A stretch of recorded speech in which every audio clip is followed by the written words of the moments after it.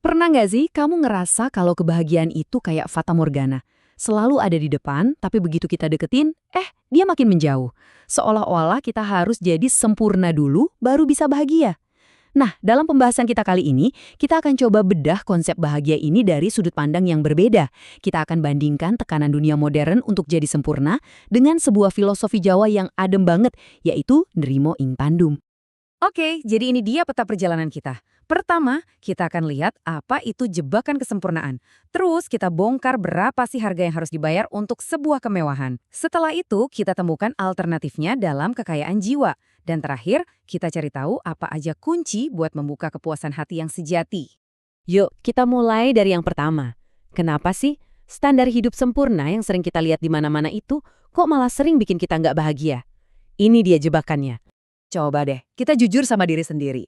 Kalau dengar kata orang sukses atau orang sempurna, apa yang muncul di kepala kita? Seringnya kita itu seolah-olah disodorin sebuah daftar, semacam checklist yang harus dicentang biar bisa dibilang bahagia.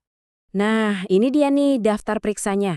Kaya raya, cakep, terkenal, punya kuasa, jago banyak bahasa, keturunan ningrat, rumahnya mewah.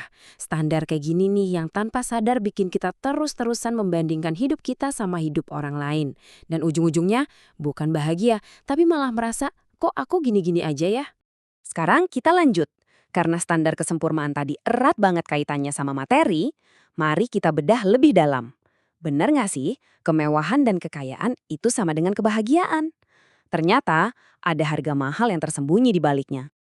Ada sebuah gagasan yang dalam banget di sini, bahwa kadang-kadang rezeki yang diberikan sesuai takaran itu justru sebuah bentuk perlindungan. Kenapa? Karena seringkali kekayaan yang gak terbatas itu bukannya membawa kebahagiaan, tapi malah membuat orang jadi lupa daratan dan berbuat kerusakan. Dan untuk menggambarkan ini ada satu kisah yang sangat terkenal. Kisah tentang Korun, seorang manusia yang kekayaannya itu, wah luar biasa. Tapi kisahnya justru jadi simbol bahaya dari keserakahan.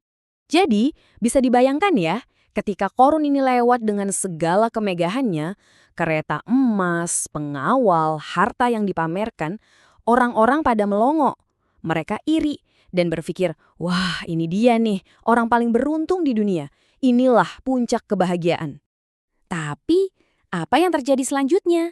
Karena kesombongannya dan karena dia lupa dari mana semua berkah itu datang, dalam sekejap bumi menelan dia dan seluruh istananya. Lenyap begitu saja. Dan orang-orang yang tadinya iri itu langsung tercerahkan. Mereka sadar, oh ternyata mereka jadi paham kalau kondisi mereka yang sederhana itu mungkin justru sebuah perlindungan. Keberuntungan yang sejati itu jelas bukan seperti yang dimiliki Korun. Kisah Korun tadi itu kan contoh ekstrim dari orang yang nggak pernah merasa cukup. Nah, sebagai lawannya, mari kita lihat solusinya. Solusi yang datang dari kearifan lokal kita sendiri. Sebuah kekayaan yang sumbernya dari dalam, yang dirangkum dengan sangat indah dalam filosofi Jawa. Konsep intinya adalah kekayaan jiwa, atau dalam bahasa Arab disebut ghina an-nafs. Ini bukan tentang seberapa banyak harta yang kita punya di bank, tapi tentang seberapa penuh hati kita. Sebuah perasaan cukup dan damai, yang nggak tergantung sama materi. Nah, konsep kaya jiwa ini punya padanan yang sempurna dalam kearifan Jawa, yaitu Nrimo ing Pandum. Artinya menerima dengan ikhlas bagian yang sudah digariskan untuk kita. Eits, ini bukan berarti pasrah tanpa usaha ya. Ini adalah tentang ridho dan bersyukur atas apapun hasil dari ikhtiar maksimal kita.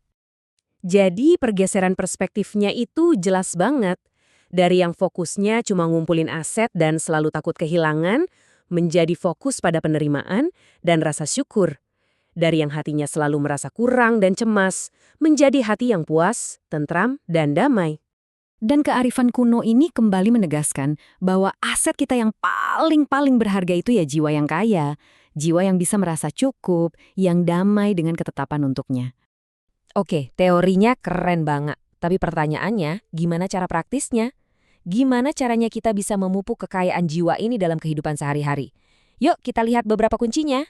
Nah, ada 4 faktor eksternal yang bisa jadi penopang kebahagiaan kita.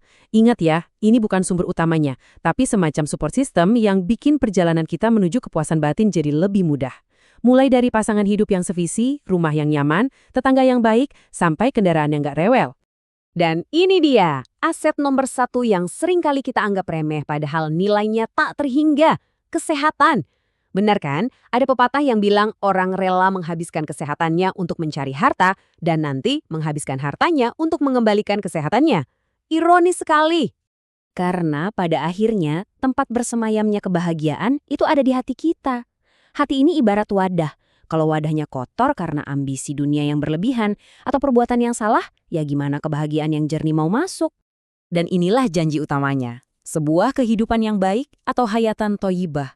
Ini adalah sebuah kehidupan yang diisi dengan ketenangan, rasa cukup, dan kepuasan. Dan ini adalah hadiah pasti bagi siapa saja, laki-laki atau perempuan yang menggabungkan iman dengan perbuatan baik, nggak peduli status dunianya seperti apa. Ini membawa kita ke sebuah perenungan akhir. Mungkin kebahagiaan sejati itu bukan tentang berhasil mencentang semua checklist kesempurnaan dunia, tapi tentang kita sendiri yang berani mendefinisikan ulang apa artinya menjadi kaya. Bukan kaya harta, tapi kaya jiwa. Kira-kira seperti apa definisi hidup yang baik menurut versi kamu?